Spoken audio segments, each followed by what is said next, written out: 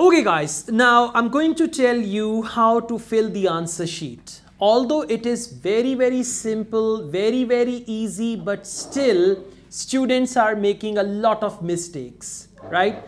The first thing is, in actual IELTS test, there are the invigilators. They will tell you how to fill the answer sheet. You should use pencil. At some points you can use ballpoint.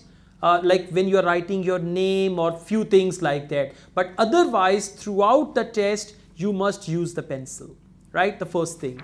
Another important thing is, when you fill the answer sheet, in reading no extra time will be given, and IELTS people will never take any responsibility. Like for example, 1 hour time is gone, you have written all correct answers on question booklet, but answer sheet is empty. They will never give you anything. Like, they don't take pity. They are so cruel.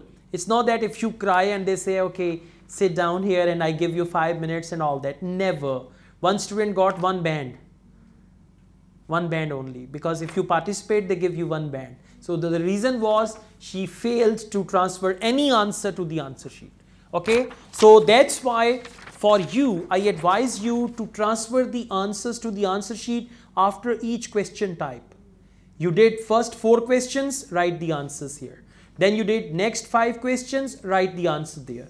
Don't just wait for the whole section, right? And when you are doing part 3, section 3 of your reading, then try to write the answer directly on the answer sheet, or maybe on the question booklet as well as the answer sheet. Okay. Now, when you fill the answer sheet, because you know on answer sheet we have certain boxes and all that, and in IELTS they will never give you the benefit of doubt. What is benefit of doubt?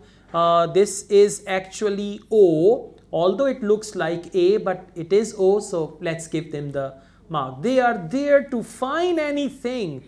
To hill sahi ekvari, something like that. You know, they say, I'll beat you if you move a little, right? So it's just like someone says, hands up, don't move. So if you move, your one answer is going to be wrong. That is why it is a very good idea to use all capital letters on your answer sheet. When you write capital letters, your O, E, A will never mix up. And try to give a little space between each letter. Little space, not too much. For example, if you write black, B, inni si space, L, A, C, K, right? All capital. And if there are 2 words, so write 1 word here, space, and the other word. And always try to write on the left side. For example, if your answer goes wrong, although you can remove it and write it again, but you remove it here and then write it in the middle or write it towards the end of your answer. One thing. Second, whenever the question type is, there are options A, B, C. Sometimes students, they write the words. Instead of writing the options, they write the words. Never do that. Because invigilators or examiners, they will have answer sheet. Answer key, sorry. They will only match your answer with the answer key, and they have only 2 options. Tick or cross. They don't have any third option. So that's why if it is true, false not given, it's a good idea to write capital true, capital false, capital not given, or you can write capital T, capital F, capital NG. One of my students said, sir, I found a way to get the right answer, and 50–60% chances are that the answer is correct. He found a way of writing T that looks like F and F that looks like T. So if you try to do anything like that, they will just cross it. They will not just, anything like that will not be accepted. When there is the question type list of headings, always they give list of headings in Roman numbers. I is 1, double I is 2, triple I is 3, IV is 4, V is 5, X is 10, double X is 20. Okay, very good. So it's just like that, right? So you got to write list of headings. There are 7 to 10 headings. So you should write the Roman number, right? True, false. And one more thing, another common mistake. Students write yes, no, not given instead of true, false, not given. True, false, not given instead of yes, no, not given.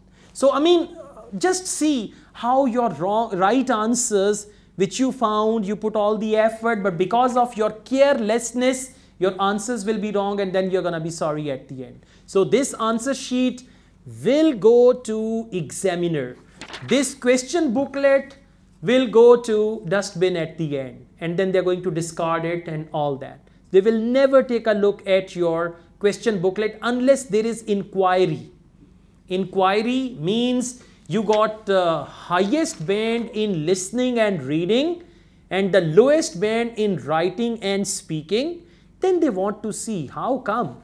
Then they will look at your answer sheet, your question booklet, and then they decide about that. So this answer sheet should be filled in with great care because this is going to bring you the band score. Thank you.